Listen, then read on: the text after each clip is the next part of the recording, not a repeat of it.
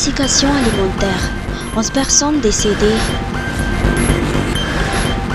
Samedi dernier, un événement tragique s'est produit à Imirkasine. 39 personnes âgées de 20 à 30 ans ont été victimes d'une intoxication alimentaire lors d'une réception. D'après les dernières informations, 11 d'entre elles ont malheureusement perdu la vie, dont 9 à l'hôpital et 2 ailleurs. Les autres victimes actuellement hospitalisées restent dans un état critique, ce qui laisse craindre un bilan encore plus lourd. Parmi les personnes touchées, on compte le fils du coach Titi Raswanev, ainsi que l'enfant du propriétaire du lieu où s'est déroulée la fête. Ce dernier a succombé à cette tragédie, tandis que son autre enfant demeure sur surveillance médicale. Le traiteur responsable du repas est lui aussi hospitalisé.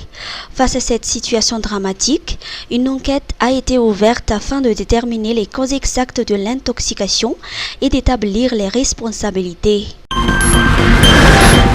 CEPE 2025. Ils seront 571 367 sur tout le territoire. Demain, 17 juin, 571 367 candidats à travers Madagascar passeront l'examen du certificat d'études primaires élémentaires. Ces élèves seront repartis dans 15 737 salles d'examen situées dans 2088 centres à travers le pays.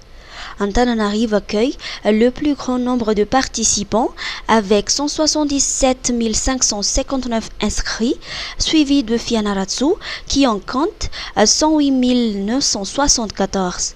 Parmi eux, 115 candidats en situation de handicap passeront également les épreuves, dont 11 non-voyants et 7 malvoyants, selon les données fournies par le ministère de l'Éducation nationale. Dans la circonscription d'Antananarivo, 28 200 élèves sont attendus dans 41 centres d'examen.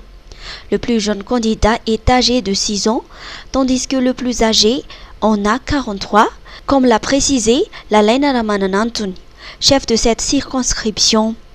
Les préparatifs se sont poursuivis aujourd'hui avec la mise sous pli des sujets au lycée Jean-Joseph Rabiarvelo. Le jour de l'examen, l'appel est prévu à 7 h et les épreuves débuteront à 8 h.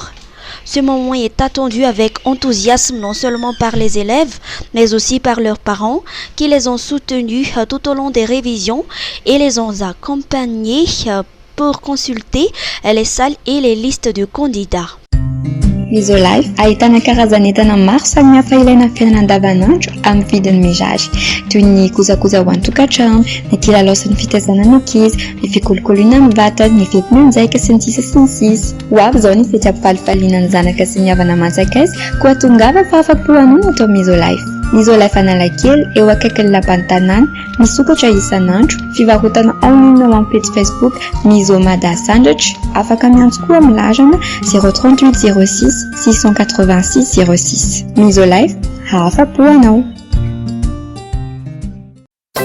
Vaovao lehibe ho amin'ny mpankafy baolina kitra eto Madagasikara. Star Times mipampita official ny Coupe du Monde des clubs 2025. Hiatrika fifantsarana goavan'ireo club lehibe indrindra maneran-tany. Iza ny hiatrika an'izany hoy ianao? Mbappé, Lionel Messi, Henry Kane, Haaland, Dembélé, Alvarez ary ireo olo malaza amin'ny baolina maro hafa. Tsy izany ihany a, ahitan'ireo lalao rehetra ianao ao amin'ny World Football, Sport Premium ary Sport Life. Manomboka ny 10 Jona, OpTV tataraina amin'ny teny malagasy ireo lalao lehibe indrindra. Fangaza ihany e! Novelasy vaovao voadika amin'ny teny malagasy telo be izao no arahanao amin'ny OpTV. Intersection, eo ihany koa Nina Nino ary The Iron Heart ao amin'ny Gasy Star. Mahafinaritra be ho miaraka amin'ny Star Times. Manaova re-abonnement izao. Aza dinoina ny Mondial des Clubs 2025. Mivantana ary amin'ny teny malagasy. Star Times, ny tsara indrindra amin'ny baolina, ny tsara indrindra amin'ny fialamboly. Ho anao eto Madagascar.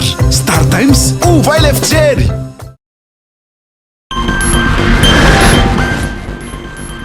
Prix du riz, une hausse à craindre. Dans la région de la Laoche, une augmentation marquée du prix du paddy est observée alors que la grande récolte est en cours.